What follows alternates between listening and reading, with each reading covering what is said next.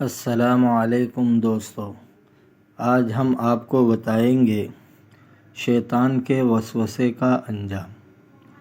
حضور صلی اللہ علیہ وسلم سے مروی ہے کہ بنی اسرائیل کے ایک زاہد کو شیطان نے راہ راست سے ہٹانے کے لیے یہ چال چلی کہ ایک لڑکی کو پیٹ کی بیماری میں مبتلا کر دیا اور اس کے گھر والوں کے دلوں میں خیال ڈال دیا کہ اس بیماری کا علاج زاہد کے سوا کہیں بھی ممکن نہیں ہے۔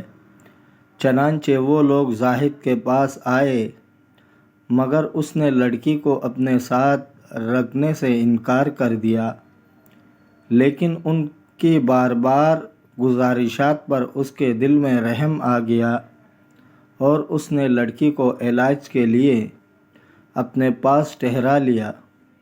جب بھی وہ لڑکی زاہد کے پاس جاتی، شیطان اسے انتہائی خوشنما انداز میں پیش کرتا، یہاں تک کہ زاہد کے قدم ڈگمگا گئے اور اس نے لڑکی سے مباشرت کی، جس سے لڑکی کو حمل رہ گیا۔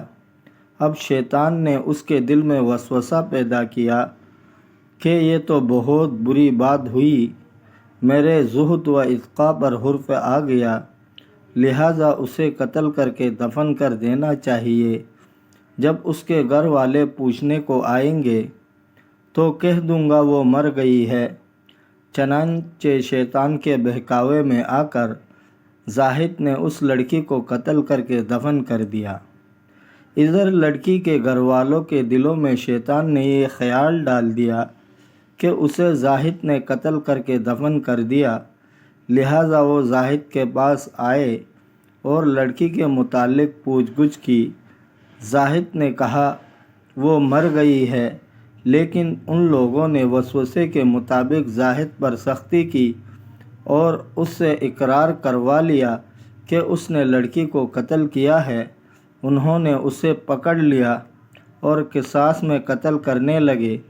تب شیطان ظاہر ہوا اور زاہد سے بولا، میں نے اسے پیٹ کی بیماری میں مبتلا کیا تھا اور میں نے ہی اس کے گھر والوں کے دلوں میں تیرے جرم کا خیال ڈالا۔ اب تو میرا کہنا مان لے، میں تجھے بچا لوں گا۔ زاہد نے پوچھا کیا کروں؟ شیطان بولا مجھے 2 سجدہ کر لے۔ چنانچہ زاہد نے جان بچانے کے لیے شیطان کو سجدہ کر لیا۔ اب شیطان یہ کہتا ہوا وہاں سے چل دیا کہ میں تیرے اس فعل سے بری ہوں، جیسا کہ فرمان الہی ہے کہ شیطان کی طرح جس نے انسان سے کہا کفر کر، جب اس نے کفر کیا تو شیطان نے کہا میں تجھ سے بری ہوں۔ دوستو، اگر آپ کو ویڈیو اچھی لگی ہے تو لائک کرے، چینل کو سبسکرائب کرے، شیئر کرے اور کمنٹ کرے۔ اپنے بہت سارے خیال رکھیے گا۔